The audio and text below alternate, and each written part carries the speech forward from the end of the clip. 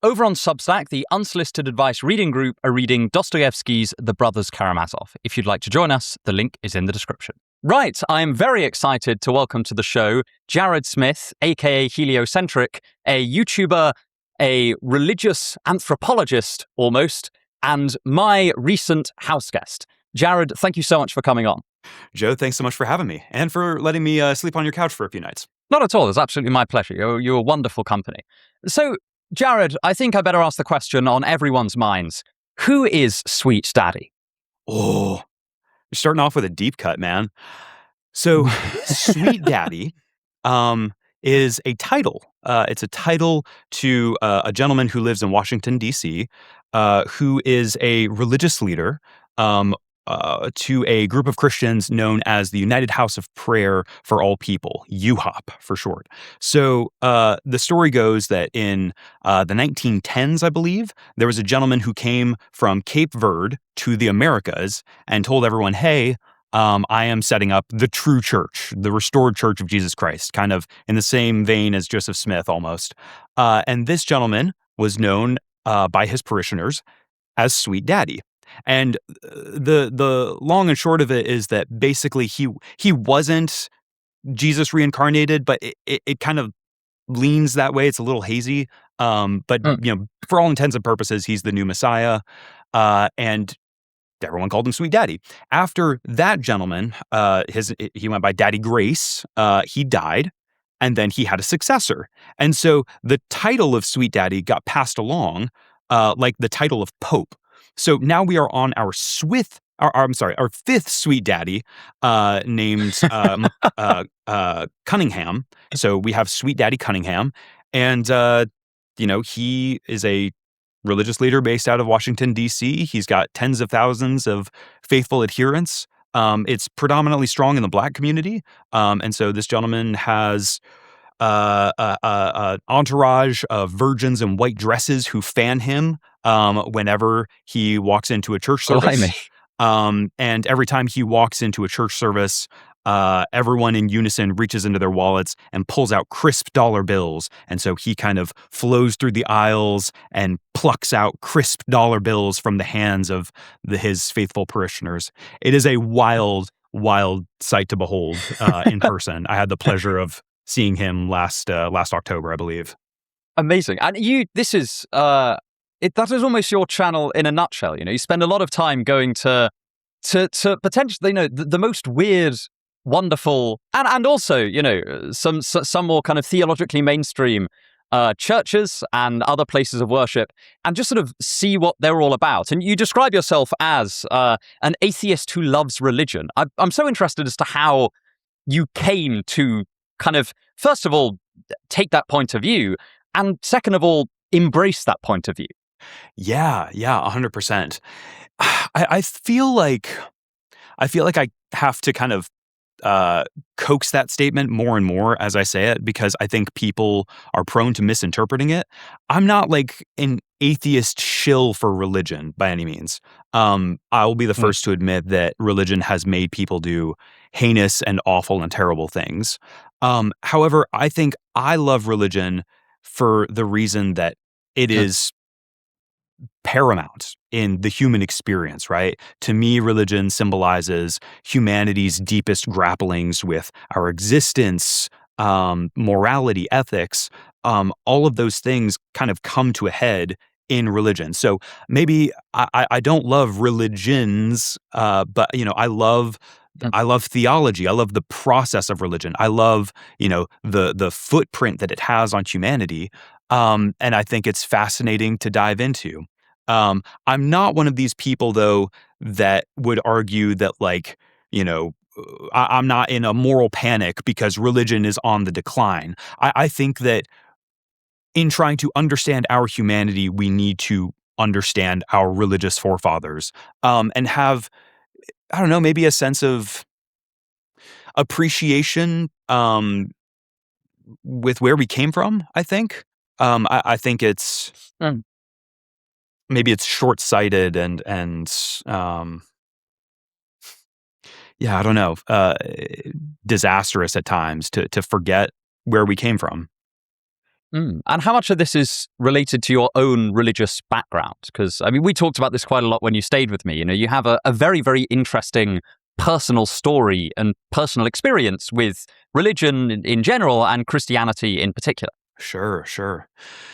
Yeah, I'm really grateful because I feel like my Christian experience kind of ran the full gamut of really, really healthy religiosity and really, really unhealthy, terrible, culty religiosity. And I'm, interested in helping people decipher their own religious experience. Kind of, offering my story as an example of, hey, I know that I'm not in it anymore, but from an outsider, I have all these experiences. Hopefully, you can take and glean from it. So, at the best, right? I was a chaplain, and I got to pray with people who, were victims of abuse, and um, got to see the face of Christ in those who were suffering and hurting. And then at the worst, I was a street preacher and kind of a blowhard, and uh, like really fixated on purity and um, yeah, a lot of no good, nasty things. So there's all that, and then kind of in the religious spheres that I was a part of, I was quite ecumenical, I would say. So I was personally a Pentecostal, but I kind of, took my favorite bits and pieces from all across the Christian tradition. And so, that started from me uh, really trying to read up on the early church fathers and kind of the origins of Christianity. Um, and then it expounded to, exploring, yeah, kind of the depths of the Christian world wherever I found it. Um, so yeah, my whole backstory is that I was a chaplain, a worship leader, a street preacher. I was in a cult in the Netherlands for a little while, and I feel like I've seen the best and the worst of religion. Mm. And did you ever go through a sort of phase of, I know there's the stereotype of the kind of angry atheist, which you're definitely not, and I hope that I'm not. No.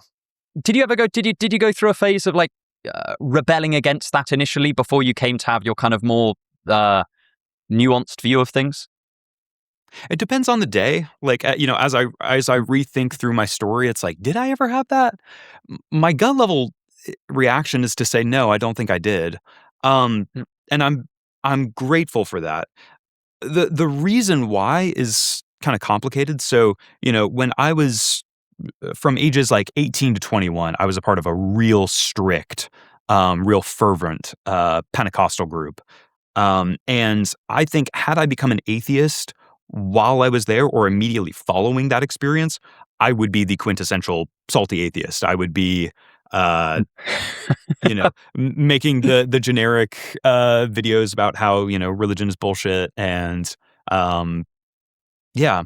But then I was very grateful because immediately after my experience with it was a 3-year pseudo seminary experience, like a 3-year non-accredited college that I went to.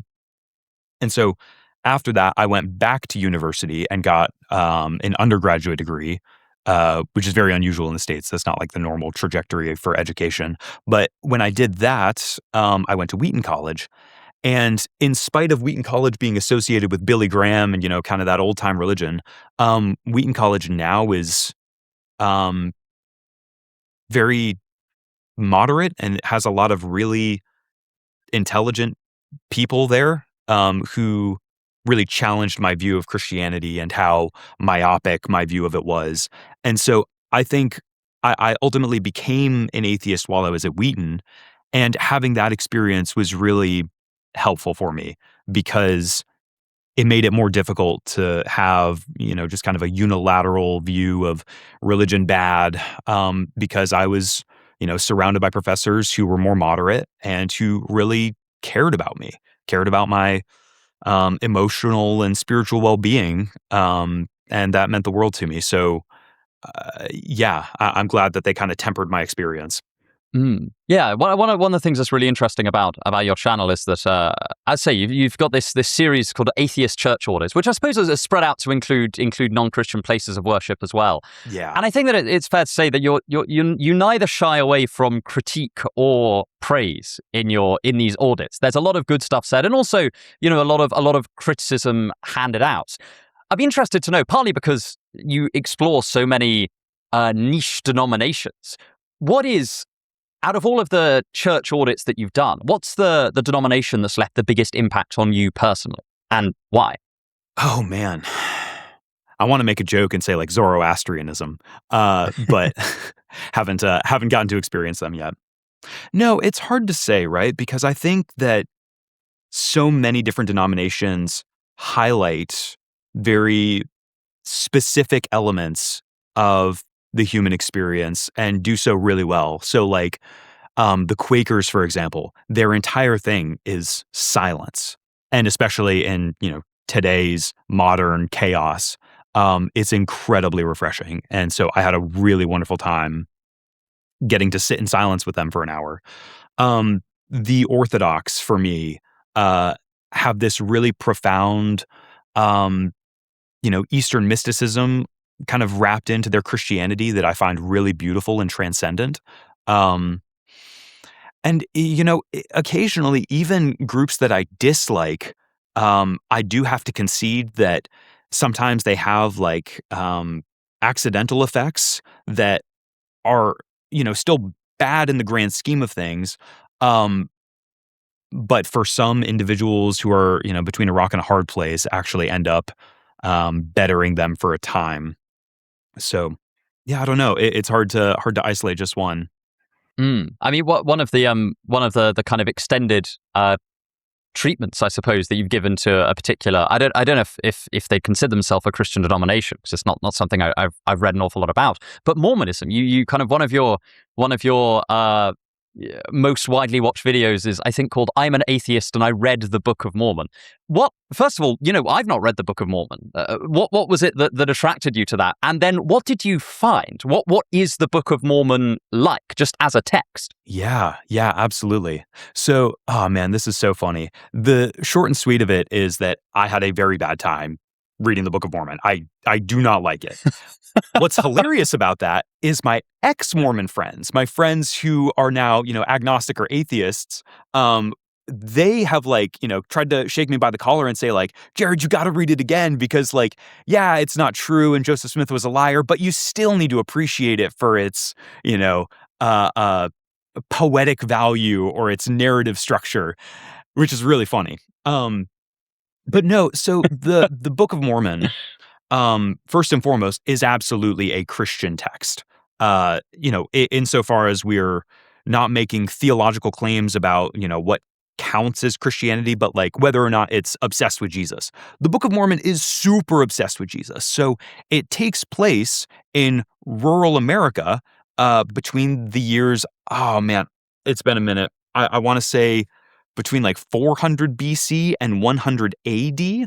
And so the lore is that there were ancient Israelites who went from Israel to ancient rural America and started up, kind of their own tribes. So you have the Nephites and the Jaredites, and they have the whole story is all of these warring nations that were descendants of ancient Israelites here in the Americas.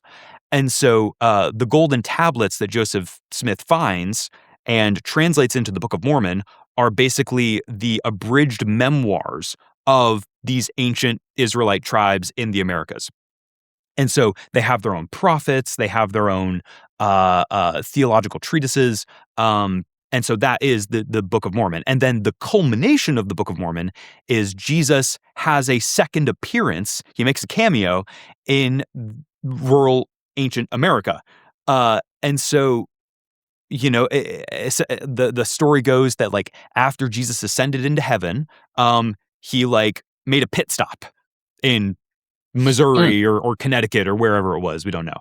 But so the thing that I really disliked about the Book of Mormon was that the Book of Mormon is it's written as though it were a biblical text. So it's a series of different books. It's a compendium stuffed into one cover. And it's all of these prophets who allegedly are, centuries before Jesus, and they're all saying like, guys, the Messiah is going to come, and he's going to start in Israel, then he's going to come to America, and he's going to come and teach us how to get baptized. And so like, it really early on, it's already like super anachronistic. It's like, wait, so the Old Testament prophets, who were historically in Israel, like they didn't know who the guy was, what his name was, what he was going to do, but like all of the American prophets, like they know who Jesus. They know that his full name is Jesus Christ. They know that his mother's name is Mary. They know that he will be born of a virgin. They know that he's going to do X, Y, and Z miracles. Just like all of these really specific details that not even the Old Testament prophets knew about. And so, yeah, it's a little far-fetched. But so, 3/4 of the Book of Mormon is just hyping up, Jesus is going to come, Jesus is going to come. And when he finally comes, he doesn't do anything. He just recites like the Sermon on the Mount and tells people, get baptized in my name, and then just retreats into heaven. And it's like, it's comical because, for me as a non-believer, it seems pretty obvious that Joseph Smith made up this story about Jesus coming to the Americas, and it's this fanciful tale, and it's like he spends so much time building up this narrative about how Jesus is going to come to the Americas, and then when it finally happens, it's like he psychs himself out or gets cold feet and just drops the ball and is like, love your neighbor as yourself. If your eye causes you to sin, cast it out. All right, bye. And it's like, what? Like, you could have done so many cool things with the narrative. Like, I read a lot of the Gnostic Gospels, and it's like they have so much fun with it. There's all these like secret stories of Jesus having these conversations. It's like the extended Jesus universe, and Joseph Smith could have had like so much fun with it and done so many interesting things, but he just didn't. It's so like curious and mind-bending to me. So yeah, I don't know. Doozy of a time. It's interesting to bring out because the Gnostic Gospels, whatever they are, they're very imaginative. Yes. Like even the ones that are totally like implausible and definitely like are written much later. But they did a lot with the guy. I mean, I'd be interested to know because like I'm obviously an agnostic, and so when I read the Bible, I don't read it from the standpoint of a believer. But nonetheless, I've been pretty candid about the fact that actually, I read the Bible a fair amount. I really like the Book of Job and the Book of Ecclesiastes in the Old Testament, and I like the stories of the prophets. And in the New Testament, I really like the Book of John. I just think it's fantastic. And I not because I think that what is said in there is true, but because I often find that it is incredibly philosophically astute. And even if I don't agree with it, it provides a kind of really insightful philosophical conversation partner. As a non-believer, did you find that at all in the Book of Mormon? So this is where I'll get myself in trouble, because for me, no, I didn't find anything that really perked my interest intellectually or philosophically. But it's my ex-Mormon friends who, again, are haranguing me saying like, Jared, you got to read it again because there's so much richness and depth to it. And so that's probably more indicative of the fact that I read at probably a third grade level than it is of, I don't think that's true. Give or take, Also, the Book of Mormon is kind of like, it's really unpleasant to read because it's Joseph Smith writing in King Jamesian English from the 17th century. And so it's a 19th century text with 17th century sounding English. And it's just really like dense, and you're trying to like, navigate through the weeds of like, yeah, but like what the hell is this paragraph saying? So it is not a joy to read, I would say. And for the ex-Mormons that you speak to, does the Book of Mormon, like when they talk about Joseph Smith, do they talk about him as like a great philosopher then? In kind of the same way that, someone like a lot of ex-Christians will say, maybe Jesus wasn't God, but clearly he was a great intellect, a great philosophical and ethical mind. No, I think the sense among ex-Mormons generally is they're astounded by how much of a fraud Joseph Smith was. So they don't Ah, see him as, a great exemplar of virtue who still ought to be respected in spite of the untruth of the Book of Mormon. They usually view him as an incredibly sophisticated, incredibly complicated person who had, these incredible aspirations of grandeur. Uh, he was he ran for president. He started his own currency in America. Like, um, I mean, wow. he took traveling caravans of his devotees from state to state to state.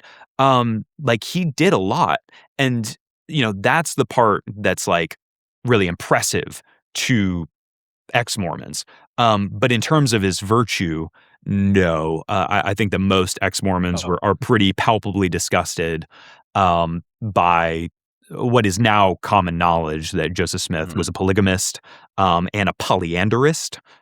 So he, was not only marrying multiple women, but he married several women who were already married. So, he was wife snatching. So yeah, they look at him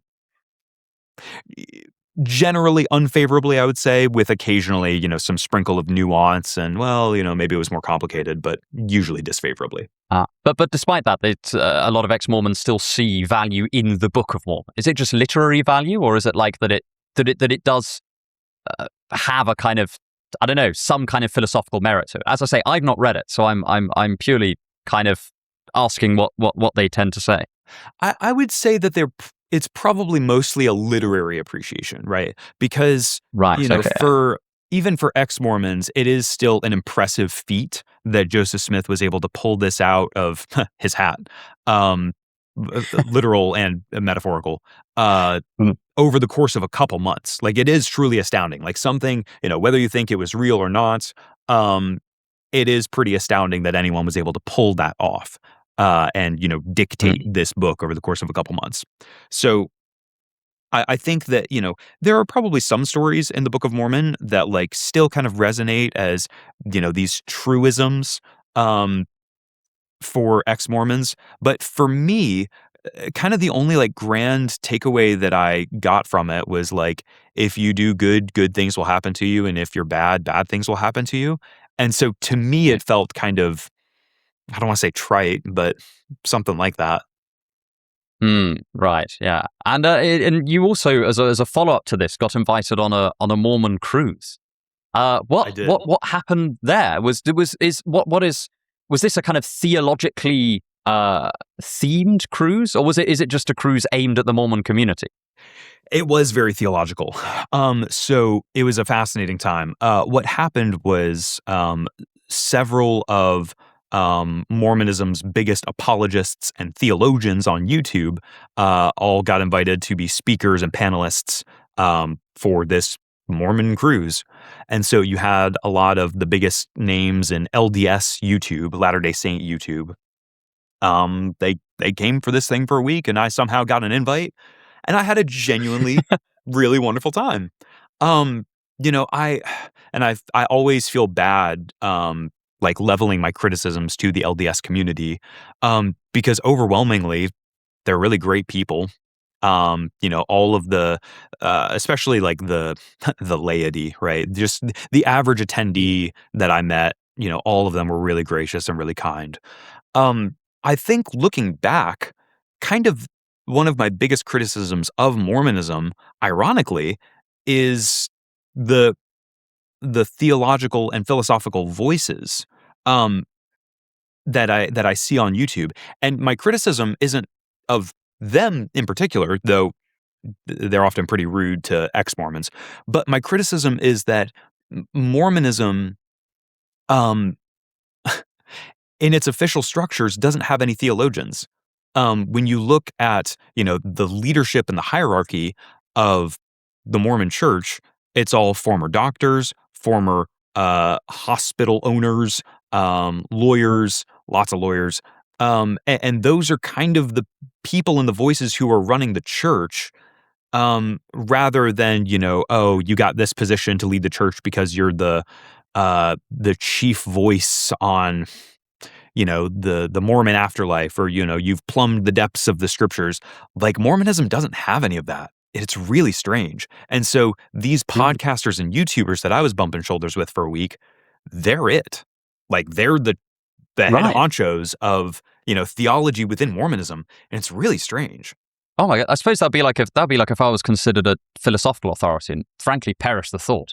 It's blimey. I had no idea. That's really interesting. So there isn't kind of there aren't Mormon seminaries or some kind of equivalent or anything like that. There are, but it's sort of like, how do you want to say it? I mean, it's sort of like Mormonism doesn't prioritize that, or it doesn't really value that. And so I've talked to a lot of, like, some of them are even like active Mormons who've just said, like, yeah, Mormonism doesn't have theologians. Like, the best that they have are kind of the faculty at BYU. But the main, that's Brigham Young University. Yes. Named after Brigham Young, who was the successor of Joseph Smith, if you ask the mainline church. But anyway, it's just really strange, right? Because, like, the Vatican has theologians, many of them, right? Other, like, major religious institutions have, like, theologians, and they're led by theologians. But, the Mormon church is largely like an institution, dare I say, a bureaucratic institution. And it's run by people who know how to run institutions, which is why the Mormon church is, arguably the wealthiest religious group in the world. Currently, they're... Wow. Yeah. So currently, their investment portfolio is somewhere in the ballpark between $100 and $200 billion. And their total net worth is estimated between $300 and $400 billion, I believe. They're also the single largest private landowner in the state of Florida. So, really? Oh, wow. Fancy that. Yeah, I had no idea, because it's, I don't know whether it just has a much bigger presence in the US and the UK, but it's certainly seen as a relatively small boat, but clearly punches above its weight up financially. Yeah. That's the thing that's interesting, right? Is because the numbers within Mormonism get really contentious because, the official church number, the leadership wants to make that seem as high as possible. But then the number of, like, active believing Mormons, I've heard estimates that could be as low as, like, 2 to 4 million. Whereas on paper, the total number of Mormons in the world is about 17 million. And so it's tricky. But yeah. Yes. No, I think it's because most people's encounter with Mormonism, if they've had any, will be from somebody knocking on their door and saying, hello, I've got a book to send you. By the way, I'm if there are any missionaries from any denominations, you are welcome to knock on my front door. I will literally always let you in, unless I have something completely urgent on. I always think people complain about missionaries knocking on their door. I tend to take a slightly more positive view that this person has decided they're going to kind of, give up their afternoon, which is not, they might have, there are more fun things that one can do with an afternoon other than attempt to save my soul. But they've decided nonetheless to use their time in order to safeguard my salvation. I can't help but appreciate that. One of the interesting things in your videos, and something that I really admire actually, is that even in some of the churches and some of the religious institutions that you visited that have been actually very, very kind of high control, I think is the term that's often used, which is sort of where, a high level of control is exerted on the parishioners or congregations' kind of lives, what they can do both inside and outside the church. Often harsh penalties are imposed for dissent and things like that. Nonetheless, if there's a kind of theme in a lot of these church audits, you tend to point out that actually the parishioners or congregation, even in these kind of high control organizations, are often like nice people. They're not kind of demons. Was that a conscious choice on your part to sort of highlight that? Because it stands in relative contrast, I think, to the way that a lot of people cover high control organizations, which is often that they're sort of almost like painting them as kind of collections of demons just waiting to get their claws into you. Right, right. Yeah, I mean, it's tricky, right? Because, I remember when I was a young, zealous Christian, um, and on the one hand, I was promoting some ideas that I, shudder at now, right? Like I was, telling people that they were going to spend an eternity in hellfire. I was, actively saying things that's, against my gay friends that I, wince at now. Um, but I think, for me as an individual, uh, I had the best of intentions, um, at least mostly, right? It's tricky, and I can't I can't whitewash my history that well. But I think that when I look at the average Mormon missionary or the average Jehovah's Witness pioneer, um, I think that there are people who have gotten wrapped up into it. And the mistake that people often make is conflating the individual with the collective, or even worse, with the institution. Mm. And I think that when you do that, you really do a disservice to the individual, and you're more prone to behave in such a way that actually keeps that person in the movement, in the group. Mm. And so I think it cuts both ways, right? Because I think you're more likely to treat them with respect and compassion when you see them as an individual and not just a sounding board for the crappiest parts of their religion. And in addition to that, I think that for some of these people who are truly trapped in high control groups where they don't feel at liberty to leave, one of the most despotic tactics that cults have at their disposal is the lie that, everyone on the outside is a bad guy, that everyone on the outside is this Mhm. despotic, evil, possessed by Satan individual. And what I'm trying to really sound the alarm about is that, like, hey, anytime you have the opportunity to show one of these people compassion and charity and kindness, that messes with them far more Mm. than grabbing them by the shoulders and saying, "You're in a cult, you're in a cult, you're in a cult." Um, because they're taught and conditioned to believe that, people on the outside are going to do that to them. They're not ready for somebody to treat them with kindness and respect and to acknowledge the goodness Mm. that is within them, right?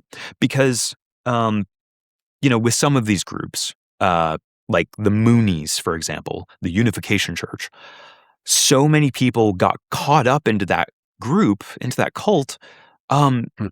because they were pitched this idea of world peace. And so they joined this Mm. group because they were like, yeah, I want to see, peace sweep across the world. I want to end racism and xenophobia. And if you take somebody who joined the group for that reason and you say, no, you're actually here because,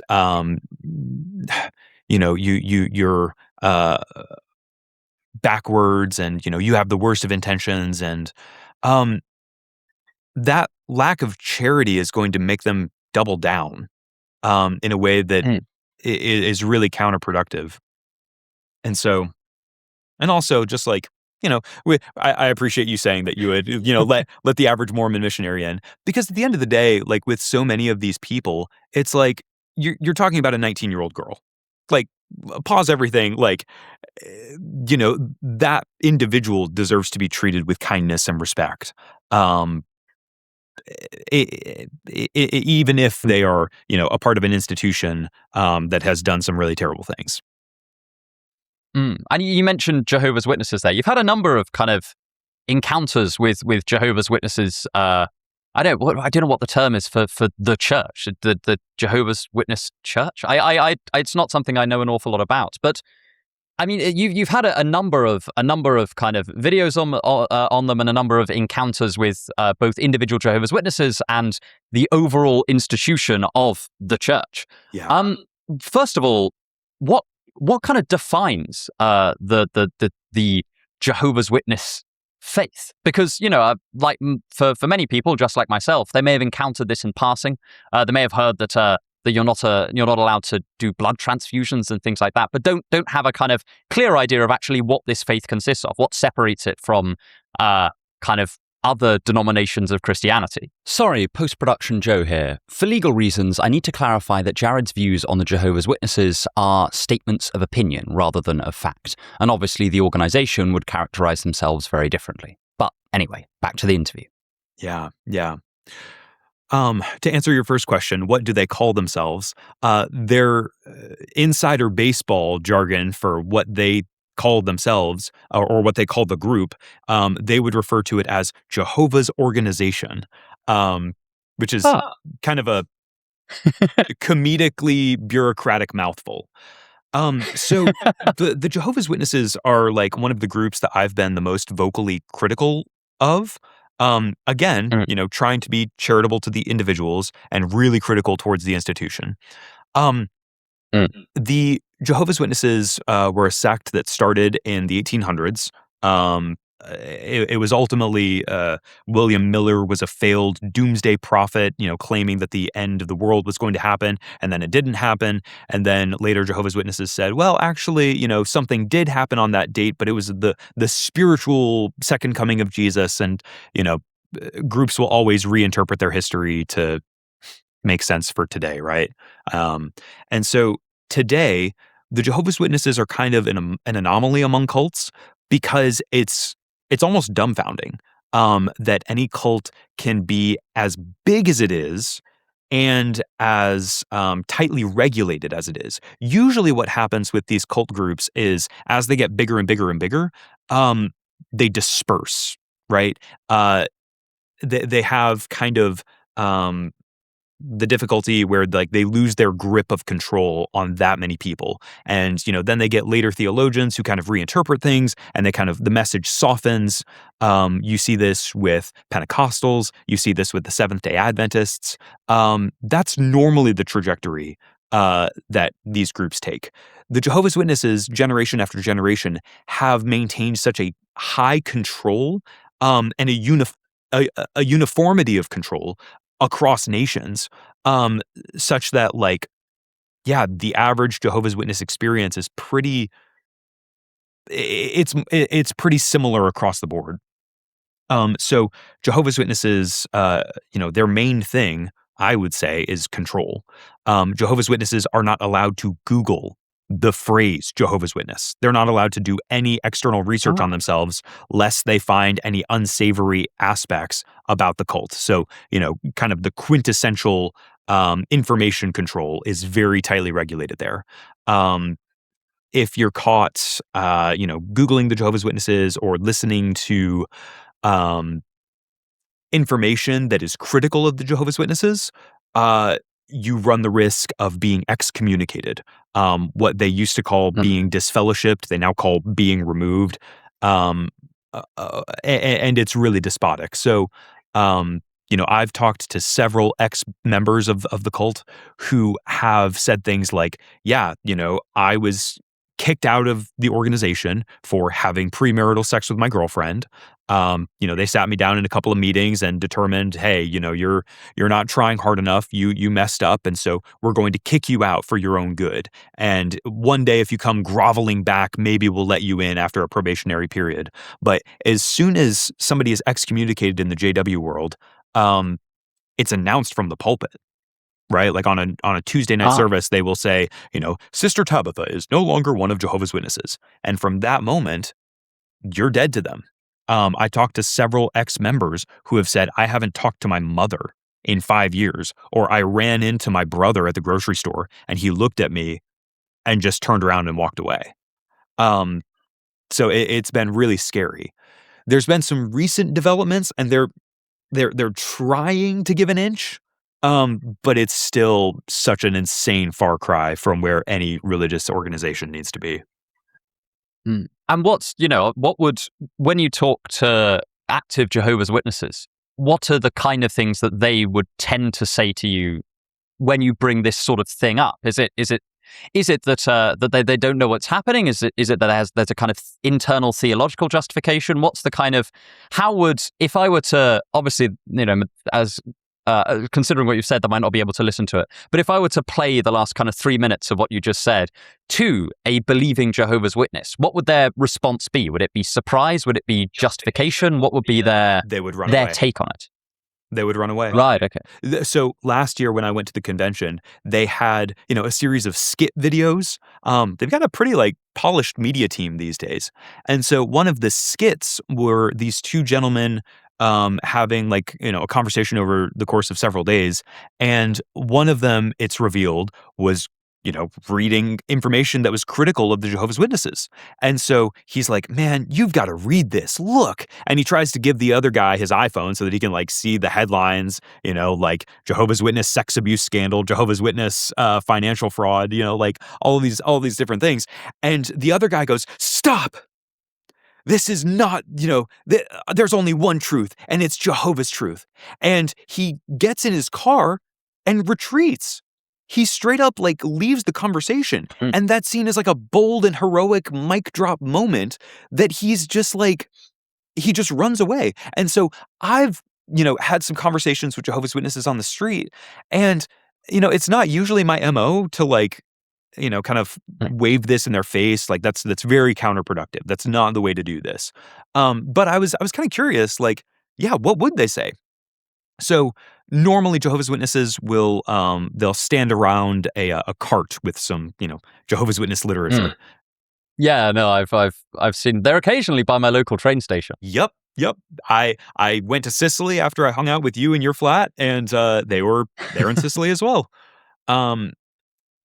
So I walked up to a couple of them and started talking, and I showed my cards a little bit, right? And I knew oh yeah, I know the deal here.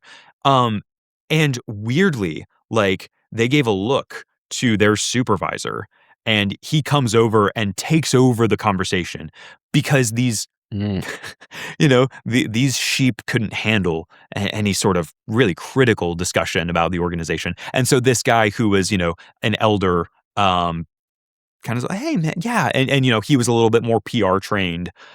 But it's scary. Yeah, no, it sounds. I say, I am. Yeah, just be interested in. So would the average Jehovah's Witness not know about these kind of scandals? It just wouldn't have reached them, or is it? And I suppose I'm interested, kind of theologically, what is the kind of reply to this kind of information? Is it that because to take for example, I am it's not unusual, for example, for if I was to speak to one of my friends who's a very, very devout Catholic, if I occasionally talk, we occasionally talk about miracle claims because I'm really interested in miracle claims, and I'm also interested in miracle claims that aren't from Christianity. So, I was talking to him about a particular miracle from the Baha'i faith, and he said, and his response was, okay, yeah, even if I accept that was supernatural in origin, it could be demonic in origin, and so, and it kind of,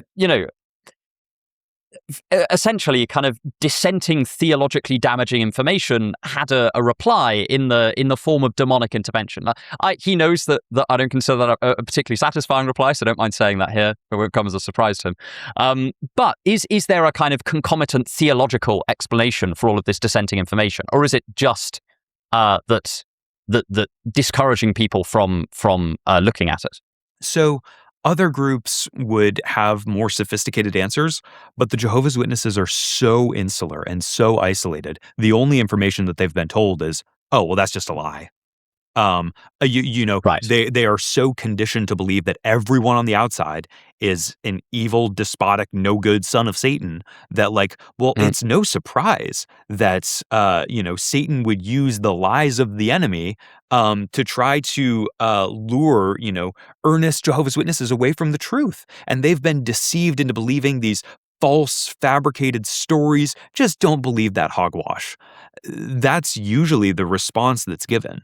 And they're only able to sell a story like that because they are so consistent in villainizing the outside world.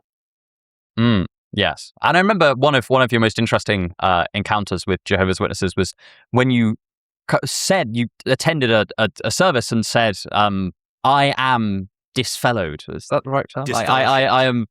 Yes, yeah, I no, as in I don't know what it's like when it's applied to a person. Like I have a disfellowship or whatever the correct kind of grammatical terminology is there. How did people respond to that? It was interesting, right? Looking back, that experiment was kind of dumb because just like you didn't quite have the syntax right, I don't think I had the syntax right. And like, you were literally, do you think you got shibboleth? yeah, I think so. Where, it was just sort of like, I was saying most of the right things, but kind of the way that I said it kind of tipped the hat. It's like, I don't think this guy's been here before. And so like there was just too many like curious things that but to their credit, they were very nice. And in general, they want you to come back, right? The theory, the idea is supposed to be that disfellowshipping is a temporary arrangement, right? That, you are cut off from your friends and family and loved ones, and you need to come to the elders and, grovel and beg for forgiveness and promise to be, a good little boy from now on. And then they'll let you back into the community. And so, that happens on occasion. Like I talked to some people who were excommunicated and then got brought back in, and then maybe they left again. But, it's like the thing that people pointed out to me is that the pain of being disfellowshipped isn't just that you're kicked out of a building, or that's one other thing I should clarify. You're still expected to come to the Kingdom Hall, the church, when you're disfellowshipped. You're just strictly not allowed to talk to everyone. You are persona non grata, and you just have to sit there in silence for months. But yeah, I mean, the real pain of disfellowshipping is like what it does to your home life, right? Does your spouse speak to you anymore? Do your kids say anything to you?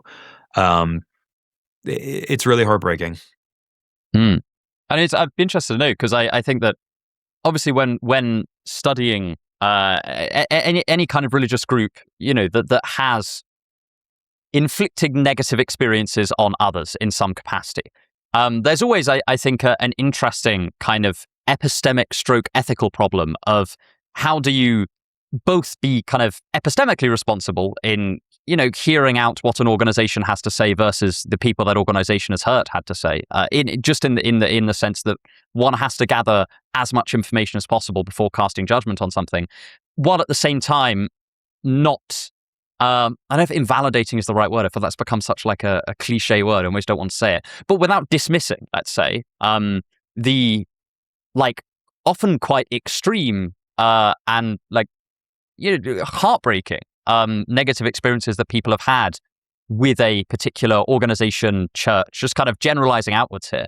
How do you find that balance in your work? I mean, it's more of a personal question than anything else. I mean, I'm just interested because I think that it must be quite difficult. Yeah. Could you rephrase your question one more time?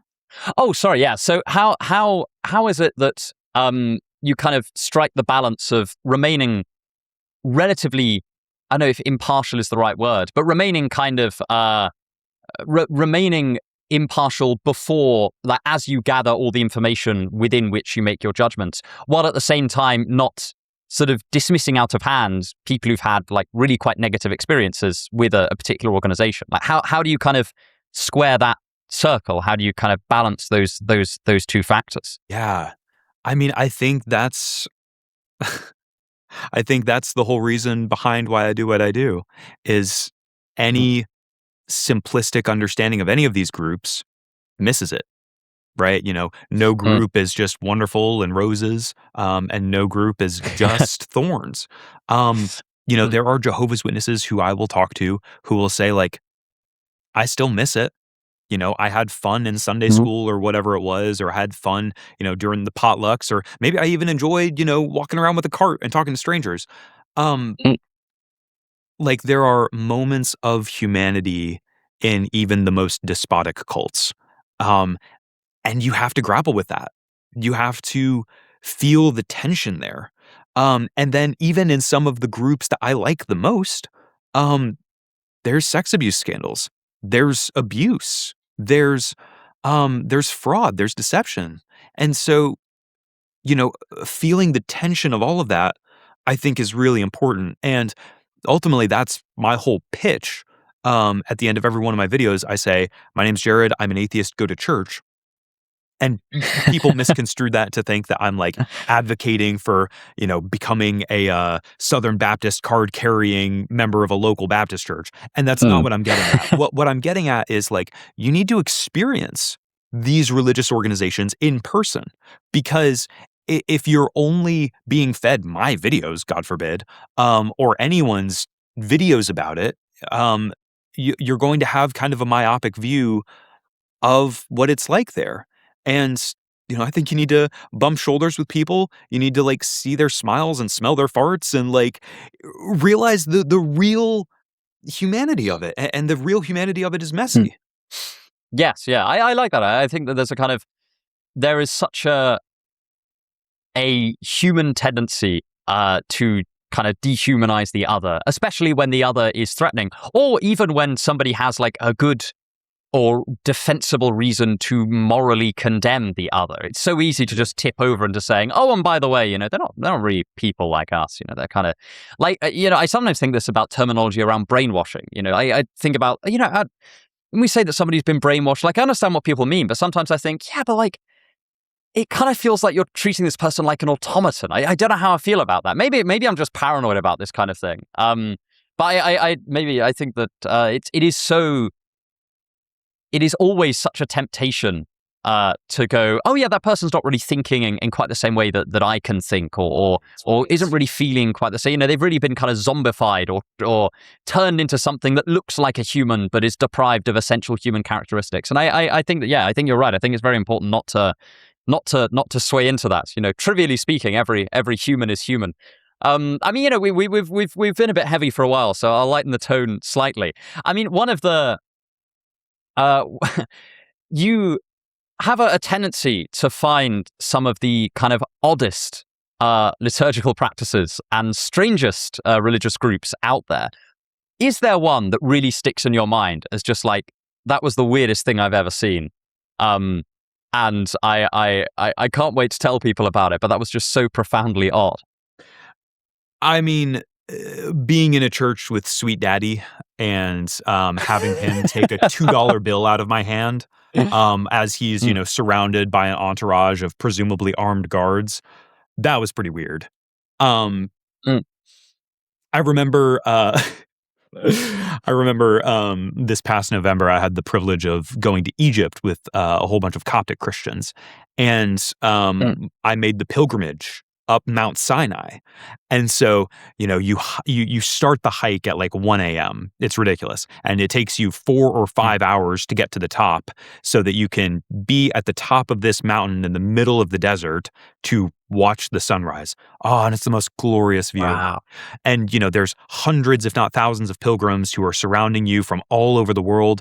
And it was like, man, what am I going to hear when I get there? What am I going to see? I get to the very top and I kind of, bundle up in my jacket and I'm waiting for the sunrise. And then I look over and there's a Korean woman who's shouting and babbling in tongues. And, everyone was just kind of giving her space. But I was like, what a weird world. What a bizarre, crazy thing that this site, which is maintained largely by Muslims, surrounded by a monastery which is owned by the Greeks, is visited by Pentecostals from Korea. Like, it's so wacky. It's so nonsensical and silly, and it just like, the culmination of experiences. It's just otherworldly, and getting to have like a little bit of a taste of all of it has been like one of the greatest honors of my life. Yeah, no, that must have been really quite peculiar in a good way, like peculiar in both the modern sense of slightly strange, and also in the older sense of singular. But it's a unique place to be and a unique experience to have. I'm very interested to hear, because you did an investigation into Christian Science. And Christian Science is one of those places. I remember us talking about it, and you know, there are Christian Science bookshops in the UK. It has a fair reach. I used to live in Cardiff, and there was one on my walk over to sort of I don't, you know, I'm not going to explain the layout of Cardiff, but like, you know, in my walk over to the other side of Cardiff from where I lived, I would pass a Christian bookshop. A Christian Science bookshop. First of all, what is Christian Science? Because I think that lots of people might confuse it for other kind of adjacent things. Of course. And secondly, sort of what defines their particular belief system? Because we talked about this while you were here, and I basically said, you know, I want to have genuine surprise when you tell me about this when we do a podcast together. Yeah, absolutely. So the Christian Science movement ought not to be confused with like young Earth creationist pseudoscience, two totally separate things. So the Christian Science movement was started by a woman named Mary Baker Eddy, and she wrote a book called Science and Health with Key to the Scriptures. And that started in the 19th century, around the same time as Joseph Smith and William Miller and the Jehovah's Witnesses. The 19th century was the Wild West, man, just like all kinds of craziness happening. Well, it's also where all of the kind of New Age stuff originated. Yeah. I remember actually, I had a really awkward moment. An event that I was kind of just, I wasn't like doing anything at. I was just attending it, and I met this young lady who was like really, really, really lovely, and we're having conversation. I was like, "Oh, what do you do?" And she was like, "Oh, I run a blog where I talk about manifestation." And I was like, well, I run this philosophy channel, but I was like desperately trying not to tell her the name of it, knowing that given that her like cookies will be like geared towards manifestation, the moment she types like unsolicited advice, the very first video that will come up based on her previous search results will be a video entitled "Manifestation: the worst self-help philosophy." And I just thought, oh God, and she was so lovely as well. I remember thinking, oh no, that's please, I hope that she doesn't Google my channel, and that her curiosity was kind of feigned. So if you are watching, I'm terribly sorry. But there was loads going on in the 19th century, because there was this idea. You know, I was reading a history of kind of New Thought, and something that this particular author pointed out. I can't remember her name, but I'll pop her name up on the screen. Was that it came at a time where a lot of people were postulating that there would be spiritual laws in a kind of quasi-mechanistic sense, in the same way that there are physical laws in a quasi-mechanistic sense. You know, like it's this idea that you could have a kind of almost a kind of Newtonian physics of the soul, which is like amazing. Partly because, of course, that might seem a little bit strange to us now. But you know, throwing myself back, you know, imagine that I was born in 1816 and I'm, you know, in my 30s during the late 1840s, I could like so see how somebody could go, yeah, of course, you know, we're going to make our study of the spirit more scientific by removing a kind of spiritual agency that's found in classic theistic faiths, and instead trying to find the real immaterial laws of the soul. I don't know. I think it's a fascinating period in history, as you say. But sorry, I interrupted you. No. And that's a great teeing off point, because that exact way of thinking, right? Imagining that like spirituality is somehow mechanistic. That's where Christian Science derives its name. So Mary Baker Eddy's entire premise is, hey, you know, there are spiritual laws that we can utilize to understand the soul and understand healing.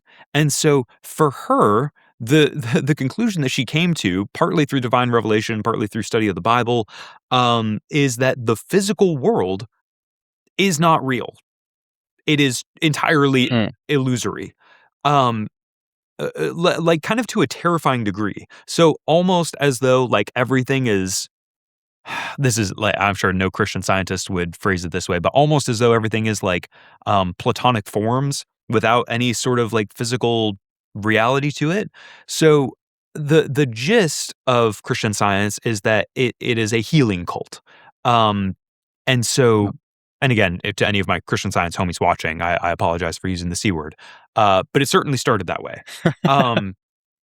But like, Mary Baker Eddy would say that anytime you have an ailment in your body, whether you're dying from syphilis or just broke your femur, the problem isn't that you're experiencing some sort of pain in your body. The pain isn't real. Hell, your body isn't real. The only thing that you need to do is to be in alignment with the thoughts of God, who, God is health. He is joy. He is loving kindness and well-being. And so, if you just fix your thoughts on God, it'll stop hurting. And needless to say, the group has caused a lot of deaths, including Jim Henson, I believe, the Muppets guy.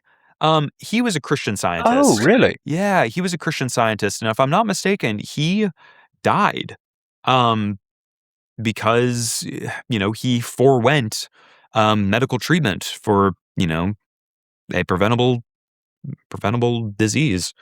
I actually don't know if I don't remember if it was cancer or what the ailment was, but yeah. So,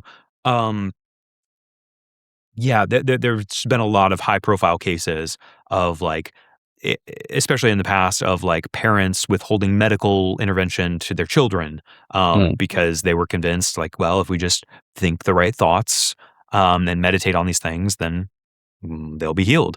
And when they weren't, pretty disastrous. And how would a Christian scientist tend to respond when kind of healing is prayed for and hoped for in kind of full faith, and it's not delivered? How does that kind of, on the face of it, quite disconfirmatory evidence get processed? I mean, I think that's a question that extends beyond the Christian Science world, and just that's something that Christians everywhere have to grapple with, especially Pentecostals. Specifically with Christian scientists, I'm not entirely sure how they grapple with that question. I mean, usually the de facto answer is well, just be patient, right? Just keep trying. But a lot of people, especially a lot of ex-members, will kind of internalize the shame of not being healed, and that will just kind of forever be a point of pain for them. Oh, well, if I just thought a little harder or believed a little bit more intensely, then maybe I would have been healed. And that's a common point of pain for a lot of former Pentecostals as well. So I think that they would say that. I will say that, compared to other cult or cult adjacent groups, the Christian scientists are far more philosophically minded and erudite. So I would imagine that their justification for it is probably a little bit more sophisticated. But I can't for sure say what that response would be. And we've used you've touched upon the term cult a number of times. You call it the C word. When you're kind of, making your videos and doing your investigations, what is it that separates a cult from kind of a mere religious group? I mean, there's an episode of the IT Crowd where the boss. This is going to be. I don't know how big the IT Crowd is outside the UK. This reference may go be outside many people's wheelhouses. But there's a moment where one of the characters, Douglas, joins a kind of cult-like religious organization, and he opens the kind of promo video he's made for it with, "We're Star Space Orderers, a religion, not a cult." And so there's a lot of kind of fraught discourse is had over this term. What does separate a cult from a non-cult? And obviously it's going to be a sliding scale, but what are the kind of things that people ought to look out for? 100%. 100%. So I define cult as high control group. And if there was one word to define cult, for me, it is the word control. If you're curious about whether or not a group is a cult, ask yourself, what happens if I leave? And the other question is, do ex-members say that it's a cult? That's a usually pretty decent benchmark for what kind of a group you're dealing with. So, in the case of the Jehovah's Witnesses, right, they have all of these mechanisms to ensure that you do not leave.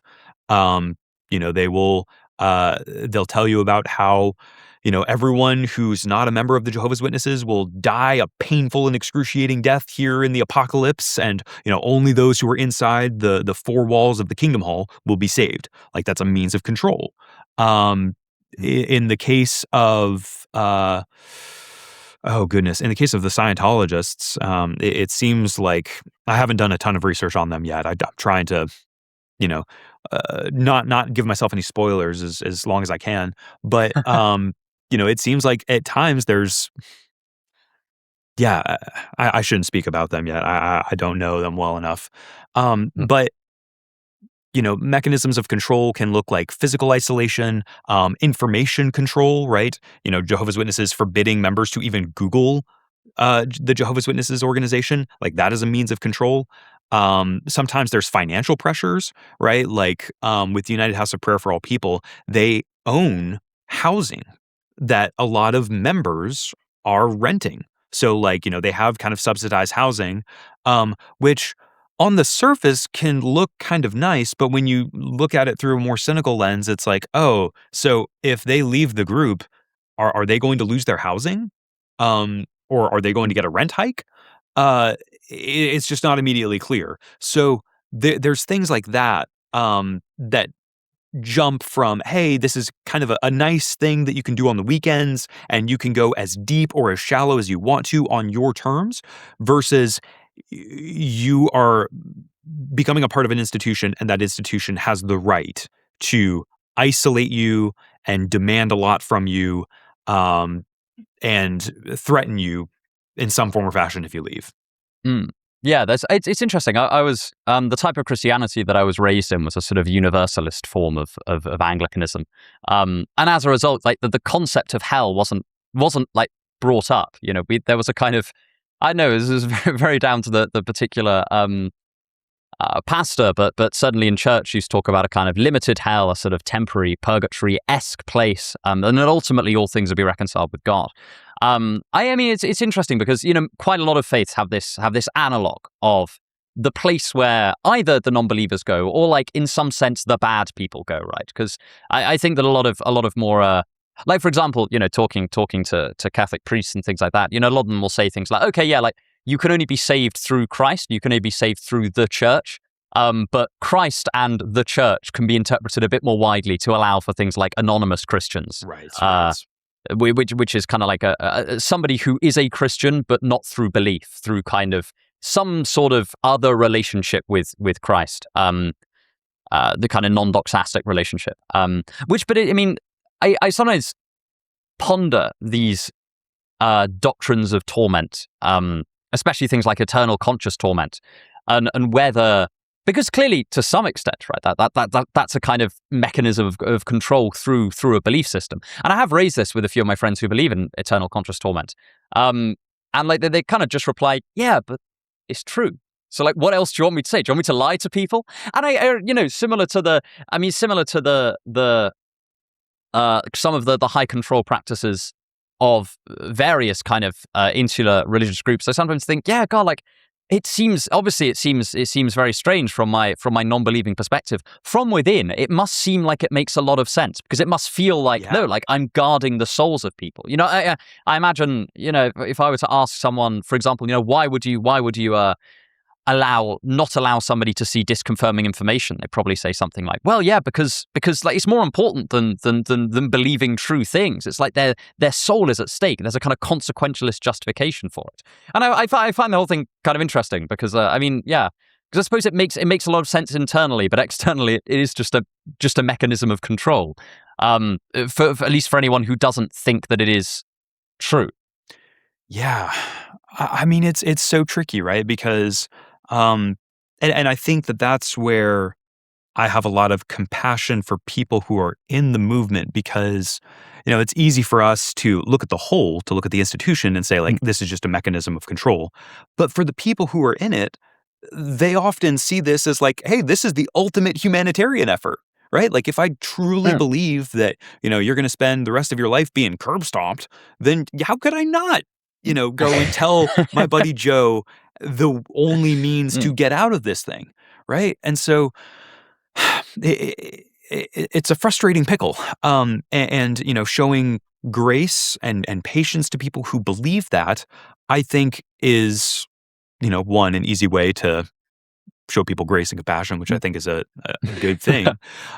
But then in addition to that, I think that it also sets them at ease to eventually re-examine that belief, right? And for some people, um, the question of hell is tricky, right? Because some people will just have that belief kind of in a decentralized way, and then other people's belief in hell will be strictly tied to an institution. And so I think that that's one thing that would distinguish a cult from um, a religious group. Like, hell being a part of the theology, it's pretty bad. It's pretty lousy, I would say, in general. Um, but it's a different ballpark when it's tied to an institution, right? So infamously, Om Shinrikyo was a Japanese cult, and from what I understand, it was like they were trying to purge Japan of its bad karma. Eh, I don't know. But so, they were essentially told, like, hey, if you leave the group, you're going to rack up so much negative karma for yourself that you're just going to be like reborn as a parasite again and again and again for, the evil act of betraying this group. So like karma, which is, kind of a neutral idea, then takes on like this much more sinister thing in within the clutches of a cult. I think hell is a pretty dastardly doctrine in general, but it becomes doubly dastardly when you're talking about it in terms of like a small sectarian group. So especially bad with a lot of Christian cults is like, we are the only people who are escaping hell. And so it's not just, any Christian all over the world who, gives their assent to the grace of Christ, or his sacrifice on the cross. It's you have to be here in this room listening to this sermon with this interpretation of the Bible, and that's when it becomes weaponized. Right. Yeah. So I suppose it's how wide you cast your non-hell net. This is, oh man. So I've wanted to do this for a long time. I think this would be so fascinating. So soteriology is the theological study of salvation, like how a person gets saved, like what is the mechanism that God has in place to grant salvation to individual people. I've wanted to have a soteriological heat map of the world. Like, so imagine, like Baptists, right? You click on Baptist and it shows you a heat map of like, how likely is anyone from this one country going to go to hell? Like, how likely are they to go to hell? And so, America would be like, kind of a midway point. Some parts of like highly Christianized Africa would be glowing, glowing green. They're in the clear. But then places like, I don't know. Yeah, like all over the Arab world, it's just, red hellfire. But you could do that like with every group, right? So like, asking the Muslims like, oh, well, the Middle East is in the green, but then America is in the red. Or if you're a part of like Scientology, then it's like it's like there's one tiny little blip on the map that's in the clear, and then everyone else is fucked. So I think that would be, oh man, somebody make that website for me. That would be amazing. I mean, and it's something that you've spoken about, apart from your sort of atheist church audits and your work there, is nihilism. You've kind of said that you're a nihilist before. What does that mean to you? Because it's quite a contested term. Yeah. So I think for me, I prefer the term nihilist over something like cultural relativist. Because I think that in the wake of my deeply held Christian beliefs, I kind of emphasize the fact that I don't believe in objective morality. I don't believe in objective meaning. And I don't believe in objective purpose, right?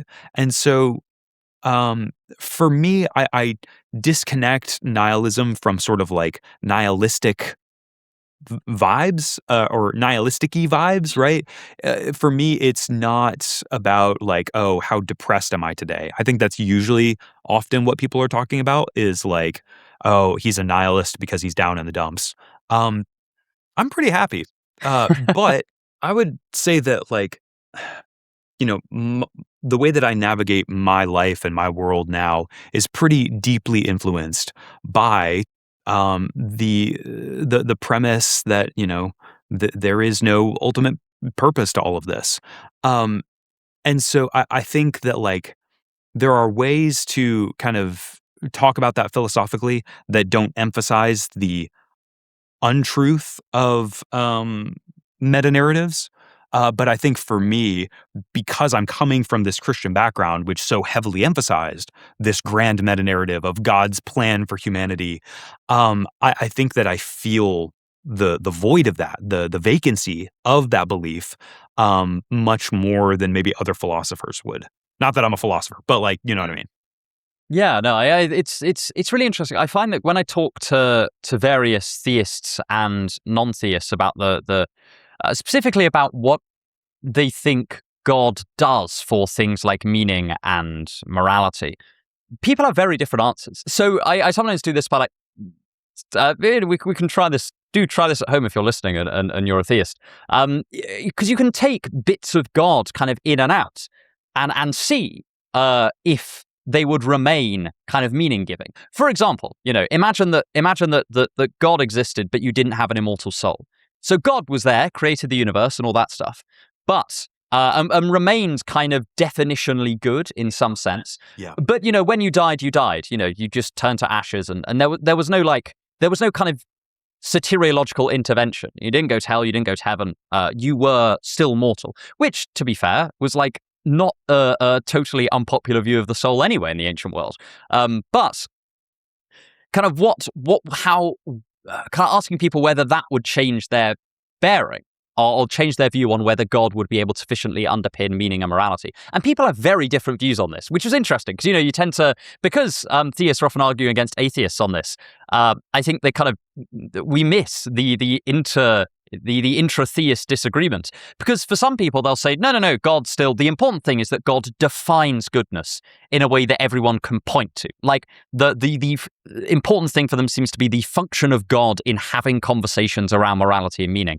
But for other people, this like immediately evaporates the kind of the idea that God supports meaning. Like, and interestingly, I would put someone like Dostoevsky probably in that latter camp. So everyone knows the Dostoevsky quote of or the quote through Ivan Karamazov of if there is no God, everything is permitted, or without God, everything's permitted. It's translated in different ways. It's actually a contraction of like a whole paragraph long thing that someone else says about Ivan that Ivan later endorses. But what's very interesting is that almost throughout the entire length of the Brothers Karamazov, whenever this style of argument's being given, it's almost always God and immortality. It's very rarely God by himself. It is God and immortality. And I think that's fascinating because it's often glossed over. The existential point, at least for Dostoevsky, isn't that God is defining morality in some way that we can all point to and say, okay, yeah, like it's quote unquote objective. Of course, like it's not objective in the sense of stance independent because God is a stance, but he's clearly like an important enough stance that we could like maybe defer to him, It's actually more importantly, the kind of linear causal role that God has in making the most important decision that will happen to anyone on a kind of theistic worldview with an afterlife, which is where do you go for all eternity? I don't know. I thought that was very interesting. Whereas for some people, this immortality thing doesn't seem to be that important. They lean quite heavily on the kind of God as definitional goodness. But I always think a good thought experiment to do this is that, so say there was no immortality and God sort of came down and there was an undeniable vision of the Lord, and he said, I want you to spend the rest of your life counting all the grains of sand on Southend Beach. Which is a beach kind of near I grew up. Would you do that? Like sufficient? Would that be sufficient reason? Absent an afterlife, or would you say no? Actually, that I have no compelling reason to take that on board. The mere objectivity of goodness or meaning.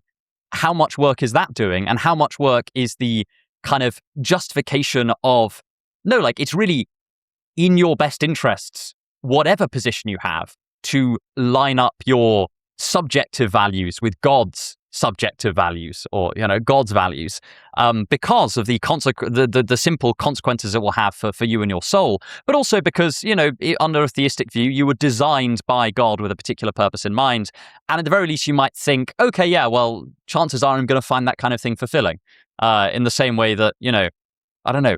Does a knife enjoy cutting things? I don't know. Maybe this analogy is a bit stretched, but at the very least I think people have an idea that if God designed you with a certain purpose in mind, fulfilling that purpose is also going to be subjectively fulfilling. It's going to have that meaningfulness sense about it.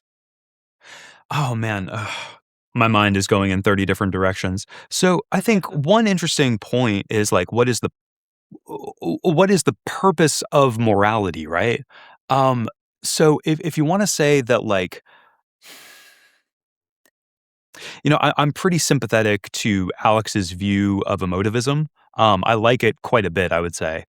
And I think that a lot of times what's happening is like, take a really despotic killer, like Charles Manson or Jim Jones, or, just like the worst of the worst.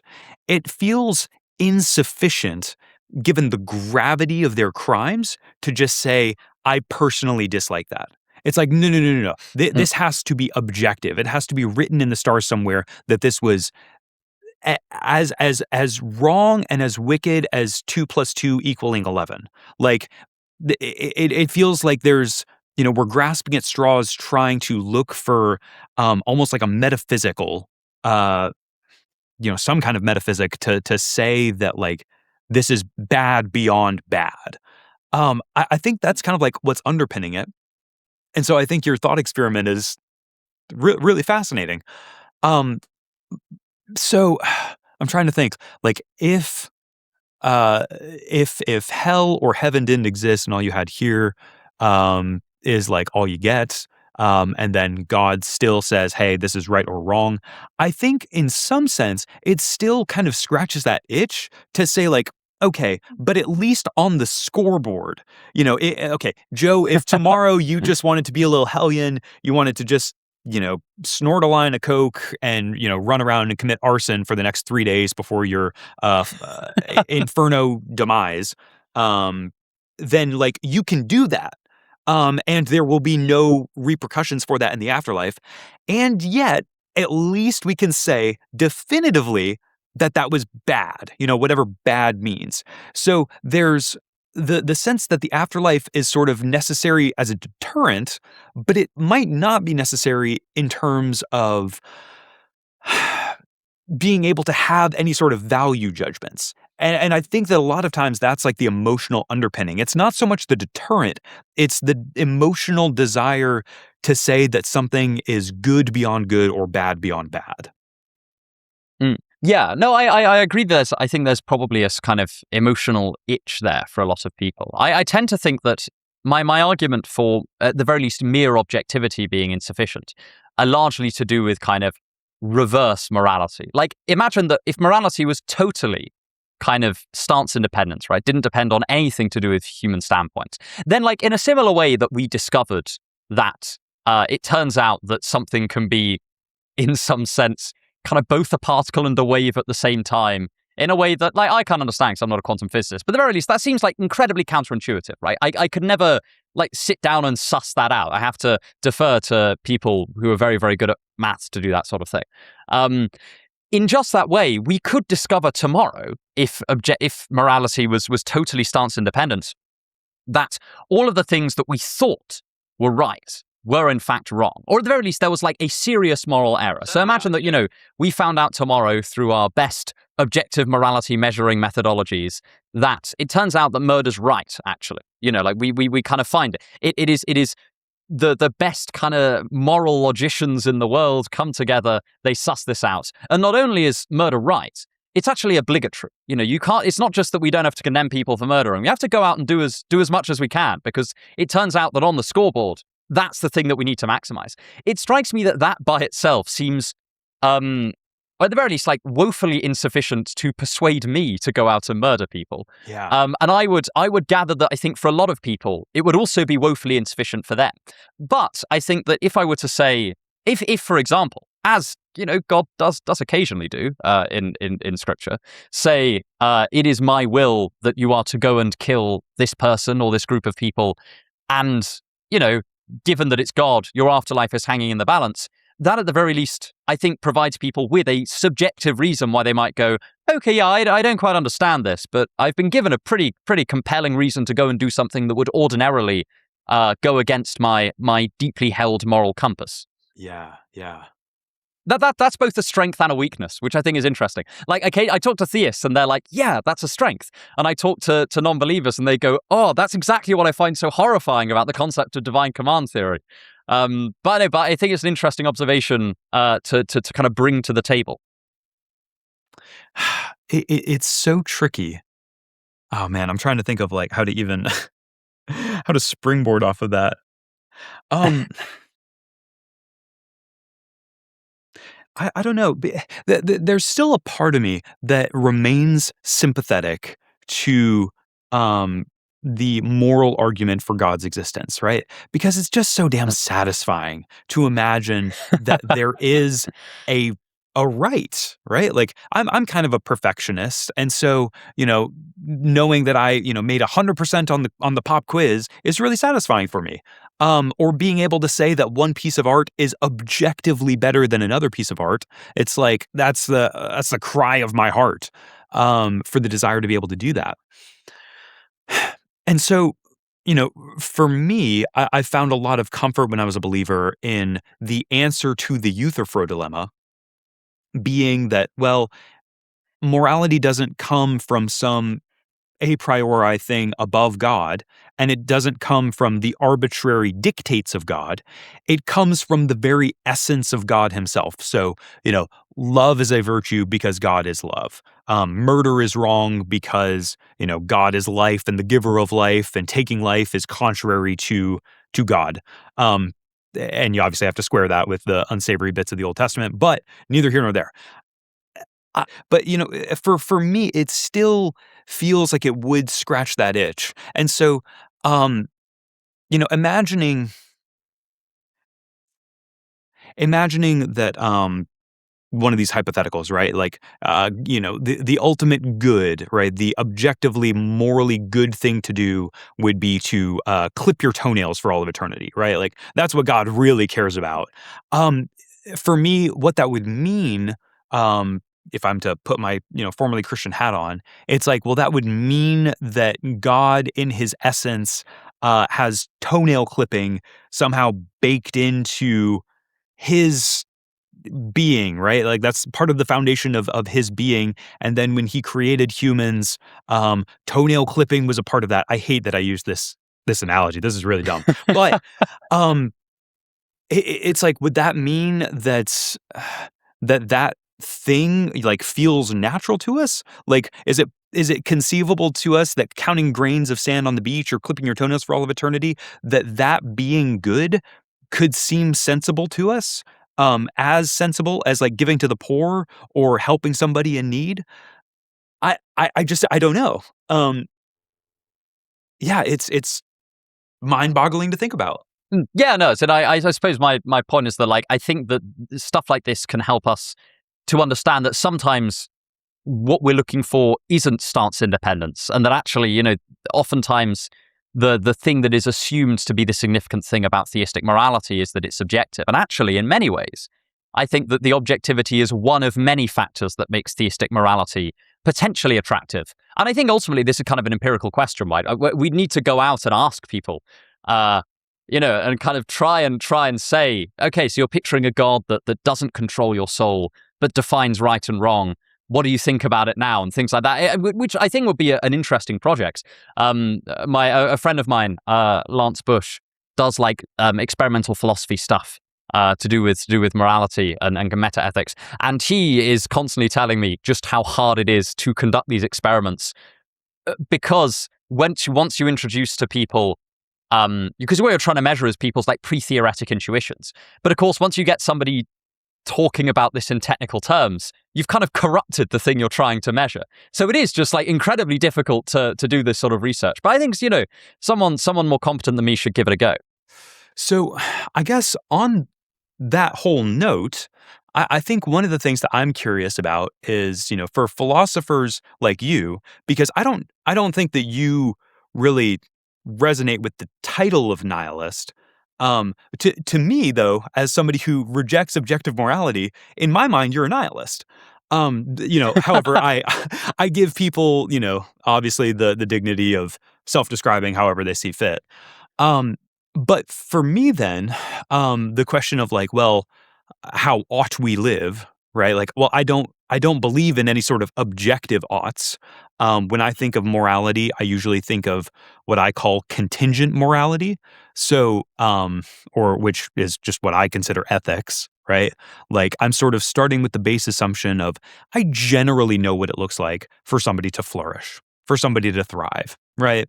I think that, somebody with a heroin needle sticking out of their arm and, groveling in the streets, that's not thriving, right? But friends hanging out by the pool, laughing, playing, like fathers loving their sons, mothers loving their daughters, like that's thriving.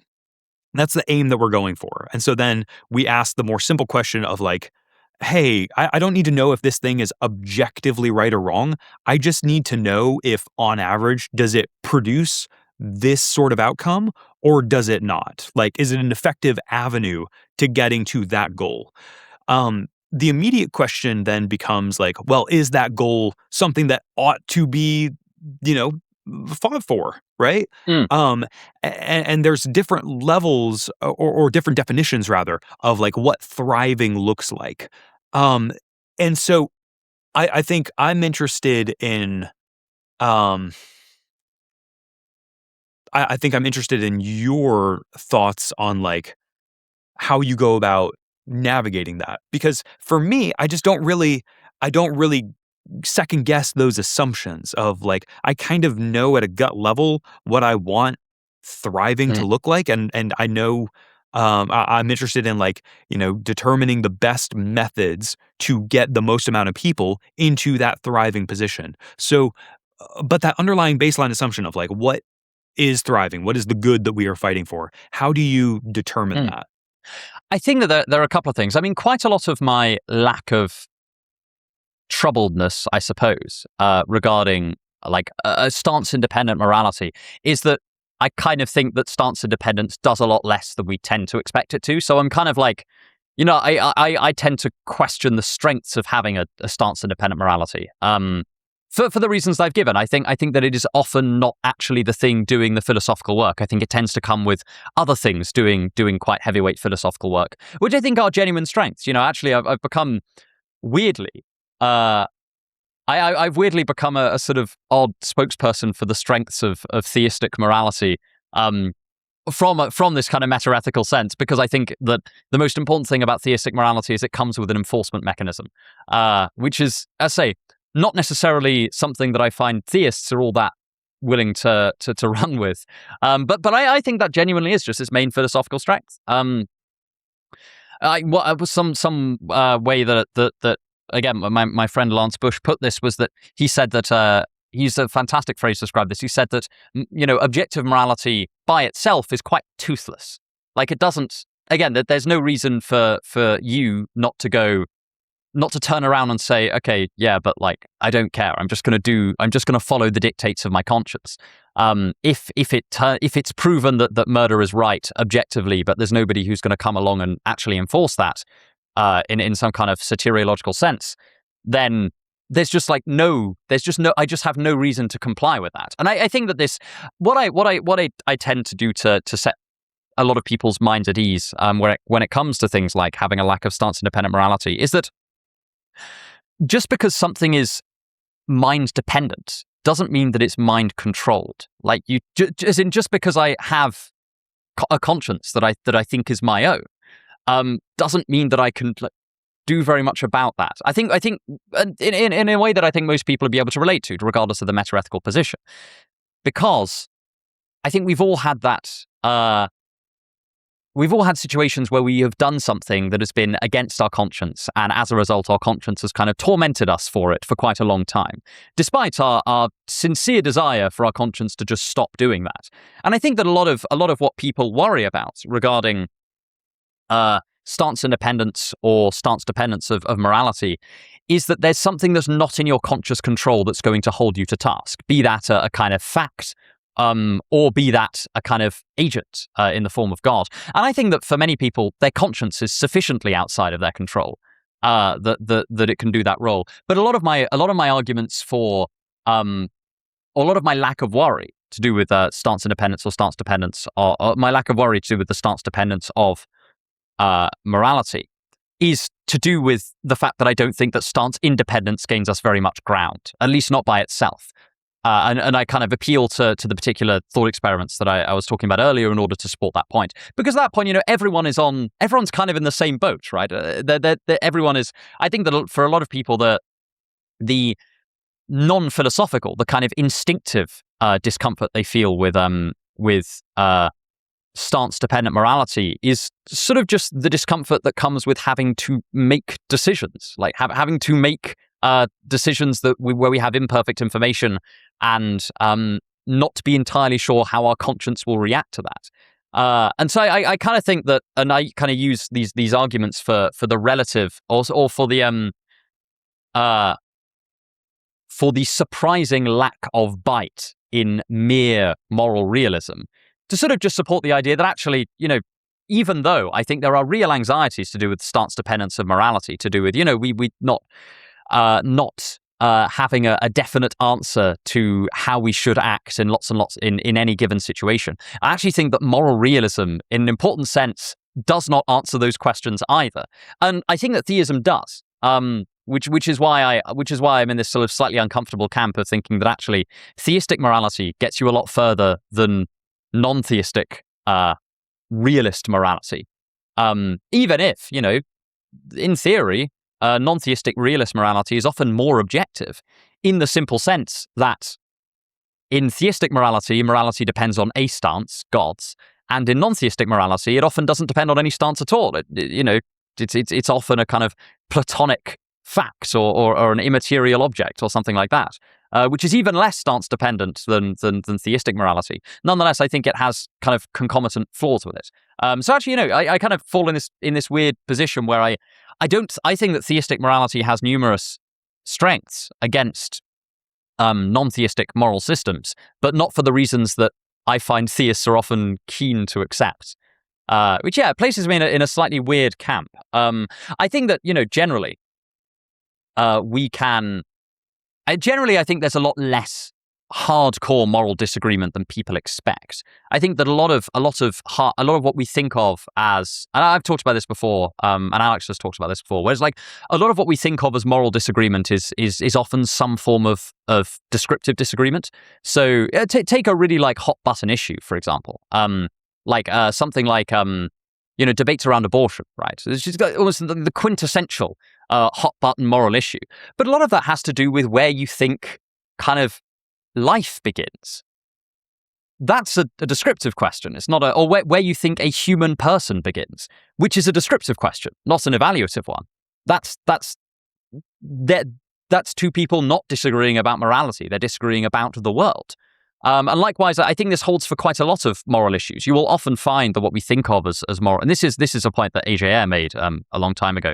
A lot of what we think of as almost prototypical moral disagreements are often descriptive disagreements, kind of in disguise as moral disagreements. So I think that's one good reason for hope, I suppose. Actually, I suspect that a lot of our values don't differ nearly as much as we expect. For sure. Or as we often suspect that they diverge.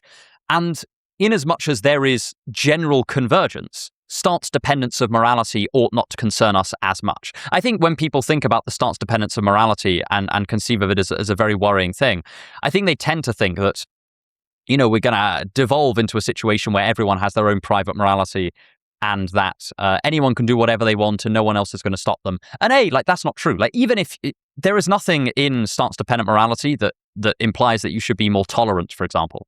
Like, you could have a highly stance-dependent morality and decide, well, okay, imagine this, imagine like the most heinous thing you can think of, the kind of things you can't talk about on YouTube, like somebody horribly abusing like innocent people.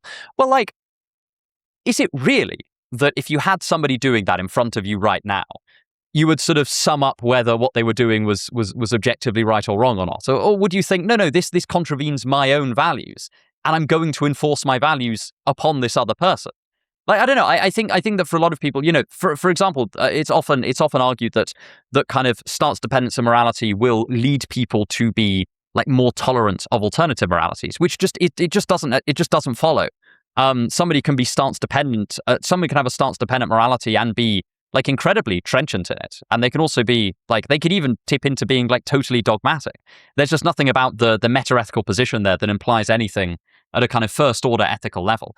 But also, kind of lucky us almost, there actually is like we agree on quite a lot of like lots and lots of people agree on quite a lot of baseline abstract moral truths, which is like a good thing.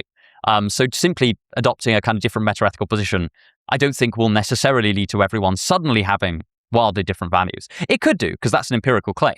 And if it does, then perhaps it is simply the case that the way that human psychology is set up means that we're better off all thinking that morality is stance independent. Of course, even if we are all better off thinking that way, it wouldn't mean that it's true. So I think that a lot of the questions to do with stance dependence and stance independence of morality are like, there are a series of complex and ultimately separate and logically unrelated worries that kind of get lumped together and presented as a whole. And I think that a lot of the genuine disagreements can kind of come forth once we figure out which particular claim each person is making. Is it that somebody's making the predictive claim that people are going to split off into different groups and have totally different moralities to one another? Is the claim that people will become kind of undesirably tolerant of other people's moralities? Is the claim that we will cease to behave morally if we abandon a particular meta-ethical position? Like, these are all incredibly different claims. And I think it's worth drawing them out. And a lot of them are just empirical claims, right? So it's not entirely clear who has the right answer there. And the other aspect, of course, is that regardless of the negative consequences of a view, it could still be true. There's nothing about the universe that means that the true things need to have positive effects on us in order for us to, when we believe them. It could be that there is a truth that is deeply psychologically damaging. There are candidates for those kind of truths. Like regarding things like I remember reading, I don't know if this has been replicated, so maybe I'm just totally wrong, but there are certain delusions of self-belief that people have that you don't find in people with depression, for example, suggesting at the very least these might be protective yet false beliefs. So I don't know. My point more broadly in that debate is that I think we run a lot of things together, and I think that our debate would be easier to have if we didn't do that. Yeah. Oh man, there's a lot there. So I think for me, right, I agree 100% that for the vast majority of people, 99% of them, it's like we're kind of in general agreement about the bulk of morality. But I think the thing that I'm partially hung up on with the lack of objective morality is something like, well, for that 1% of people, or for people who, come from a wildly different culture, what do we do when we need a tiebreaker, right? So, I think about, some of the most like ideologically motivated despotic killers, right? Who I'm not going to name, but the pair that I'm thinking of, their conception of the good was just, essentially like a messed up version of nirvana, right? They thought that, perfect eternal silence, right? Just getting humanity to shut the hell up, was the good that they were fighting for. Now, we agree, 99% of people, they're going to think that's silly, just on the face of it. And I don't think that us having or not believing in objective morality is going to make everyone more likely to indulge that worldview. But I think there's maybe a problem that I see in like, okay, but, is it imposing? Is it almost fascistic to, assert my or the group's collective value judgment above this person's, right? Because I mean, it seems like at a certain point, it just comes down to fisticuffs and dominance. And I think that's the thing that makes me uncomfortable is it seems like at the baseline, when you have a disagreement about, really wild ethical claims, it seems like all you're left with is violence. And I think that makes me uncomfortable. But then, of course, the other side of that would be, well, but that's all you had anyway, right? That's within democracy, like democracy is your starting place. And, if that just runs out and somebody decides to go rogue, I suppose it is the case that that's all you're ever really left with. So I'm kind of two minds about it. Yeah, I suppose my general response would be like, how would having a kind of merely like objective moral facts, I suppose, how would that solve the issue? Because, for example, somebody could, from the person you're disagreeing with from a meta position could just say, I don't care about objective moral facts. Like that's part of my, you can kind of keep kind of following these levels up. So it's not that like I think that the problem of how to manage competing moral systems is like a substantive one. It's more that I don't really think that mere objectivity gets you very far. I don't think it necessarily helps. Like it's one of those weird things. I think it feels like it helps. I think for many people it really does feel like it helps. But I'm not really sure how. For example, like if for anyone watching this who's very, very troubled by this, if you found out tomorrow, kind of incontrovertibly, I've like completely blanked on that word. I think it might be incontrovertibly that moral truths are stance dependent. There are no stance independent moral truths. And then later on that day, you see like a horrible thing happening in front of you that you can prevent. Would it stop you? Like really? Like I sometimes ask this question of my Christian friends. I say, really, if you found out that you're walking home and you saw like the most horrible thing being done to an innocent person, like the most horrible thing you can think of, and that you can stop it. But that morning you found out you discovered that God didn't exist and that objective morality didn't hold. Would it really stop you? Like historically, has it stopped people? And I don't know. Maybe it has, and maybe that is just an empirical claim. And I'm kind of fully on board with the idea that there is the possibility that it turns out that there is psychological comfort in thinking that there are stance-independent moral truths. That doesn't mean that that's the case. And also, like, I don't know whether it's just me. I don't have any trouble. And maybe this is just kind of inner despot in me, I guess. Like, I don't have that much trouble thinking, okay, yeah, like I think that certain things are wrong, and even though I recognize that's a stance-dependent fact, I'm still going to enforce it. Like I don't know. Maybe that's just maybe I am just despotic by nature. For example, if I was in that situation, and I was like seeing a horrible thing happen to an innocent person in front of me, and I feel like I would intervene, and if I didn't intervene, it would just be out of cowardice rather than out of kind of moral complacency, or rather than because I had a belief in stance dependence of moral truths. I don't think that, for example, if I were about to intervene and somebody were to stop me and say, "Hang on a sec, Joe, have you considered that meta-ethically you don't believe in stance independent moral facts?" I just don't. I think that would strike me as like totally irrelevant. Yeah. I don't know. Maybe people differ here. But I often do think you can kind of turn this around and tend to say, okay, like really, would your behavior change that drastically if you believe that there were no objective moral facts? Would it stop you from doing all the things you currently consider good? And I suspect that the answer for a lot of people is going to be no.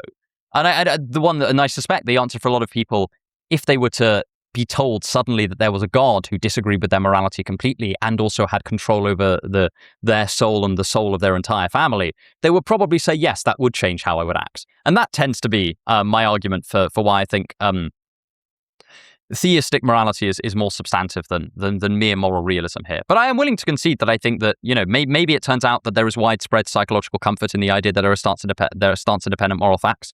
I don't think that would be sufficient reason to think that they're true.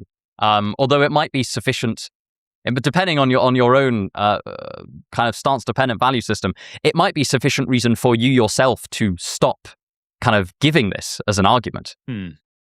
I've never thought about this before, but like, I think in listening to you, I'm maybe realizing, like, I think part of the psychological benefit of imagining that there might be an objective morality, or an objective tiebreaker, is because I think it makes me feel less bashful in imposing my ethical value judgments on somebody else. It's like, no. This isn't Jared's moral claim. This is God's moral claim. Like, because I hope that anyone would feel, properly embarrassed, just arbitrarily asserting their own value judgments. But it's like, no. This is just the way the universe is. This is written in the stars.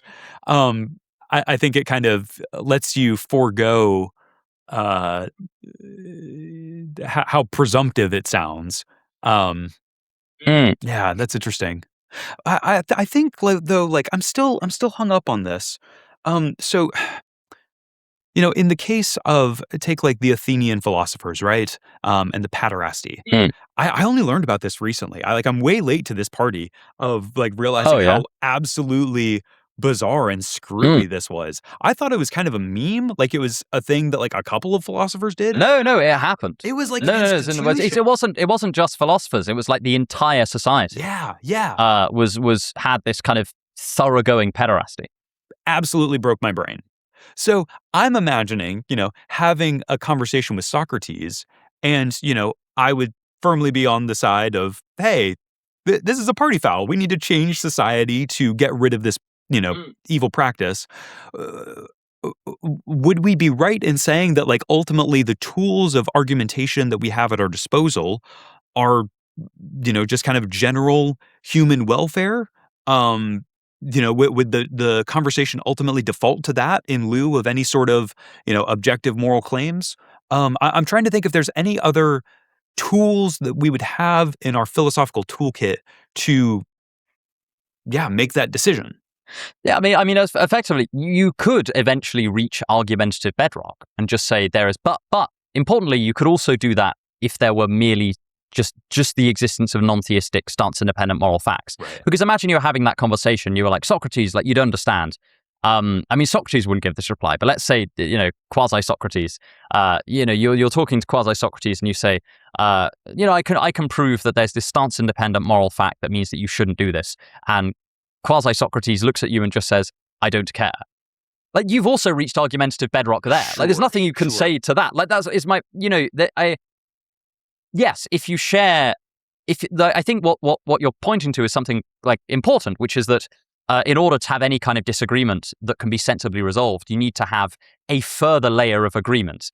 And this is true for moral debates and also true for non-moral debates, right? If you and I, like, for example, if you and I are having a discussion about physics, I don't know anything about physics, but like, let's say we're having a discussion about physics, and like you, or like I fundamentally didn't believe that I thought that the entire peer review process for every physics journal in the world was like hijacked by space lizards who wanted to deceive us about what fundamental physics looks like. Well, then, like, you and I have like no kind of background of agreements within which to have that disagreement. Right. And I suspect that something very similar happens here. Like, I think that I think it's very tempting to think that, okay, yeah, but we could point to like a stance-independent moral fact to resolve this disagreement. But that by itself, all it takes for that to no longer resolve the disagreement is for somebody to say, I don't care about the stance-independent moral fact. And I think that there the theist actually has a reply. I think the theist can say, you really should care about this moral fact because you're going to hell buddy. Right. Or I don't know. It sounded a bit like Jordan Peterson there. But you know what I mean? Like the the theist has a reply to that, and in theory, someone could turn around and say, "Well, I don't care whether I'm going to hell." It just strikes me that is so like ridiculously unlikely. That I think that the theist probably, if the aim is to create a shared discourse space under which we can have under which we can have soluble moral disagreements, even and seeing how far we can get down that, I think the theist has a strong case that their system makes it less likely that we will reach argumentative bedrock without a solution there. Partly because there are just so few people who I think will be willing to go to hell on a point of principle. Maybe there are. I suspect that people who even say that are kind of kidding themselves. I mean, I just think that you can't, I just don't think that you can fathom what eternity of torment would be like. I don't know. Yeah. So I think that theist does have an advantage there if that's the goal. I think that the moral realist has a bit of an advantage in as much as they can just go one layer down. But again, somebody can just say, I don't care about objective, what starts independently moral. And I think that actually for a lot, I think that group of people that wouldn't care about what is stance independently moral is bigger than we think. And all we need to do to kind of test that is to posit the thought experiment whereby somebody finds out something is stance independently moral that goes fundamentally against their kind of pre-existing moral values. I think that there we would probably discover that mere stance independence is less powerful than we initially thought. I don't know, that's kind of my rough read on things. Yeah. So, I kind of disagree with everyone, I guess. I'm glad you do. No, that is really helpful. I think one of the, maybe just to close it out, one of the other things I've kind of meditated on is, and I think you've been pointing at this the whole time, that in any conversation, if somebody is to point to an objective moral fact, it seems like they're pointing to something that neither party in the conversation have access to outside of divine or special revelation. If I were to make the claim that it is objectively morally wrong to name your kangaroo Jack or to eat fruits that are the color orange, it's how would you contest that? How would you prove or verify or argue against it? You would just, it seems like you have to assert oh no, I got this message downloaded from the heavens, or a deity whispered it into my ear. So yeah, I guess you're right. I guess we solved philosophy. Yeah, classic. I mean, there are a lot of problems with my view, but I like talking about it because I think that we too often make the assumption that objectivity is what we're after in these kinds of discussions. And I think that so often it is not what we're after, or it's kind of, it is what some people are after, but not what other people are after, and things like that. And I think especially when it's in the context that objective morality and theism are often thought to go together in the public consciousness. I think that's especially when debates like this can become tangled. Well, we're coming to the end of our time. So I'm going to ask you what I ask everyone at the end of one of these interviews, which is, what's the most interesting idea you've come across in the past year, and why? So I think that one thing that I've been meditating on recently is kind of the maxim that I've made up, and that is that hatred is a poison, even when it's felt for those who most deserve it. And I think meditating on that, and trying to figure out, how do you call out despotic systems and terrible ideas, and how do you bring hurtful people to justice, while still not allowing yourself to be taken over by this festering rot, which is hatred. That's been something that I've spent a lot of time thinking about. Amazing. Well, that's very, and I think you can see that in your channel. In that, I think your channel is in many ways the kind of quintessential, even when you're dealing with people who seem themselves to be feeling hate quite strongly. I think you always manage to meet that not in kind, which I think is very admirable. But yeah, Jared Smith, thank you so much for coming on. Thank you so much for having me, Joe, and for letting me sleep on your couch. Very comfy. Oh, not at all. Anytime.